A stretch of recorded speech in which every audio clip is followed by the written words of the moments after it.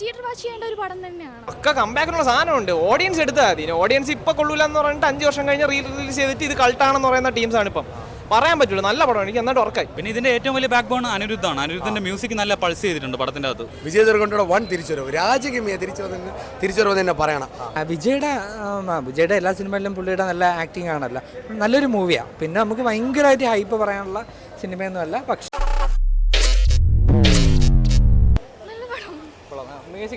Music നല്ല രസമുണ്ടായിരുന്നു. പല സ്ഥലങ്ങളിലും നല്ല രസമുണ്ടായിരുന്നു. പടം പേഴ്സണലി ഒരു പക്ക എന്റർടൈനർ ആണ്. വിജയ് ദേവരകൊണ്ടയുടെ ഒരു കമ്പാക്ക് ആണ് പടം. പുള്ളിയുടെ പെർഫോമൻസ് ആയാലും സ്ക്രീൻ പ്രസൻസ് എല്ലാം നൈസ് ആയിട്ടുണ്ട്.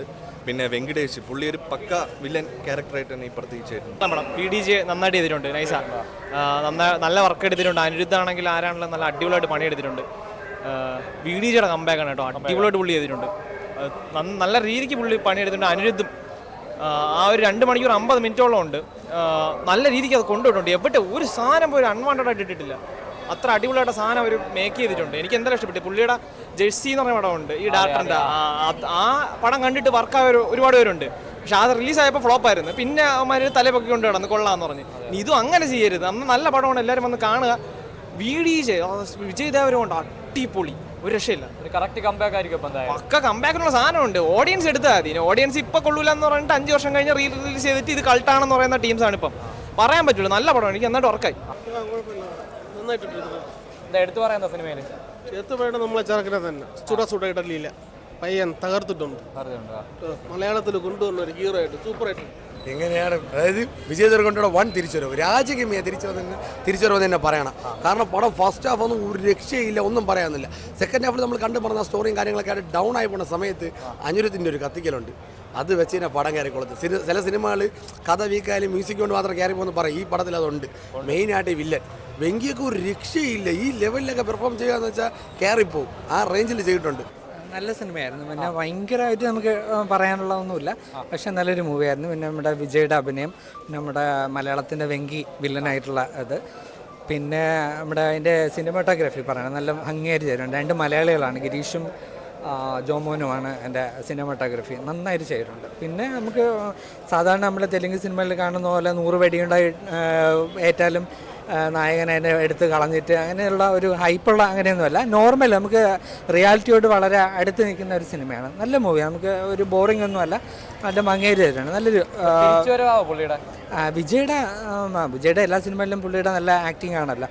നല്ലൊരു മൂവിയാണ്. പിന്നെ നമുക്ക് ഭയങ്കരമായിട്ട് ഹൈപ്പ് പറയാനുള്ള സിനിമയൊന്നുമല്ല. പക്ഷേ ഒരു ബോറിംഗ് ഒന്നുമല്ല. അല്പവും മുഷിവുണ്ടാക്കുന്ന സിനിമയൊന്നുമല്ല. നല്ല മൂവി. പടം കൊള്ളാം. ബോറിംഗ് ഇല്ല. നല്ല സ്പീഡിൽ പോകുന്നുണ്ട്.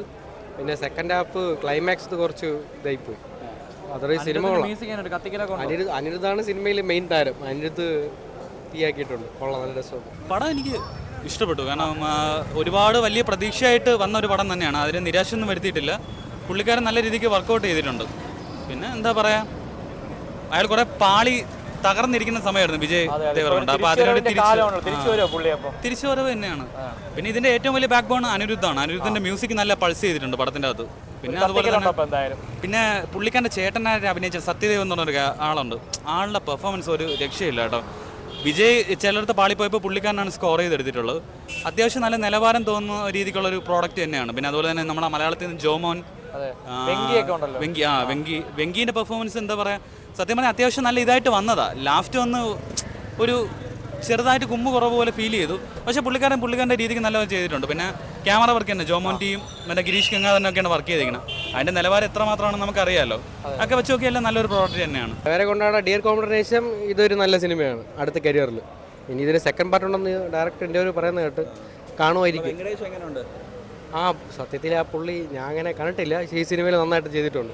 പിന്നെ വിജയ് ദേവരെ കൊണ്ടോടെ അടിച്ചിരിക്കാൻ പറ്റിയൊരു വില്ലനാണെന്ന് തോന്നില്ല. എന്നാലും പക്ഷേ പുള്ളിയുടെ ക്യാരക്ടർ പുള്ളി അടിപൊളി ചെയ്തിട്ടുണ്ട്. നല്ല വയലൻസ് വെച്ച് നല്ല അടിപൊളി ചെയ്തിട്ടുണ്ട്. കൊള്ളായിരുന്നു. തിയേറ്റർ വാച്ചിനുള്ള ഉണ്ടോ? എന്തായാലും തിയേറ്റർ വാച്ച് ചെയ്യേണ്ട ഒരു പടം തന്നെയാണ് എന്നാണ് എനിക്ക് തോന്നിയത്.